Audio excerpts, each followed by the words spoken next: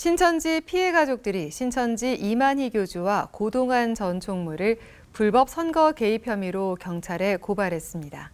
전국 신천지 피해자연대는 신천지의 조직적인 정치 개입이 민심을 왜곡하고 민주주의의 근간을 흔들고 있다며 신속한 수사와 엄중한 처벌을 요청했습니다. 오요셉 기자입니다.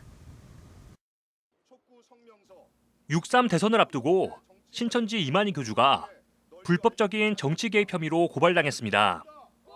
전국 신천지 피해자연대는 이만희 교주와 고동환 전 총무를 정당법 제54조 입당 강요죄와 개인정보보호법 위반 혐의로 경찰에 고발했습니다.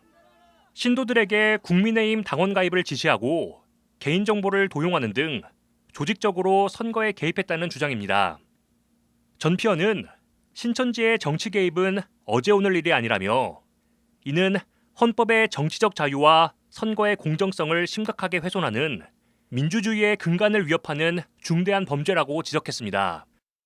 사이비 종교와 정치 권력의 유착의 고리를 끊어내며 다시는 우리와 같은 피해자가 발생하지 않기를 바라고 국민의 신뢰를 회복하는 정치로 바로 서줄 것을 당부하며 다음과 같이 고발하는 바입니다.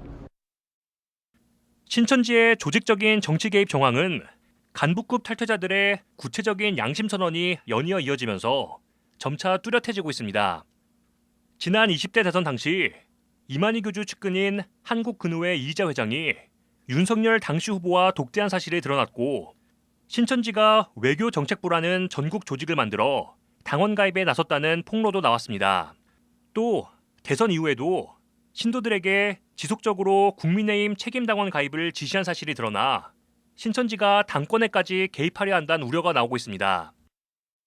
윗선에서 국민의힘과의 교류가 있었기 때문으로 알고 있습니다. 당내 경선이나 아니면 정당 내에 있어진 여러 가지 정치 활동이 우리의 영향력을 나타낼 수 있다. 그러면 우리가 훨씬 더 사회적으로나 정치적으로나 불리한 입장이 아니라 유리한 입장에서 이 어떤 활동을 지속할 수 있을 것이다. 이런 뉘앙스로 얘기를 많이 했었죠.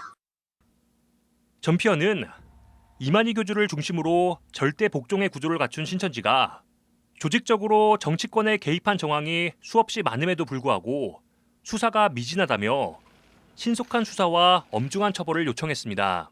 반사회적 사이비 집단 연계해서 그들의 그런 후원을 받으려고 하면 정말 그게 국민들의 피와 눈물 아니겠습니까?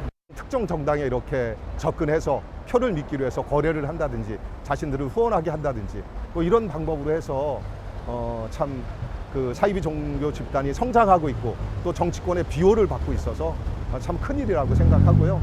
이런 일들이 참 민주사회에서 근전돼야 된다고 생각합니다. 한편 서울 서초경찰서도 현재 신천지의 불법적인 정치 개입에 대한 수사에 나선 것으로 확인됐습니다. 최근 정치권과 이단 사이비 집단의 유착 의혹이 잇따라 드러나면서 사회적 우려가 커지고 있는 가운데 향후 경찰의 수사 과정에도 관심이 모아집니다. CBS 뉴스 오요셉입니다.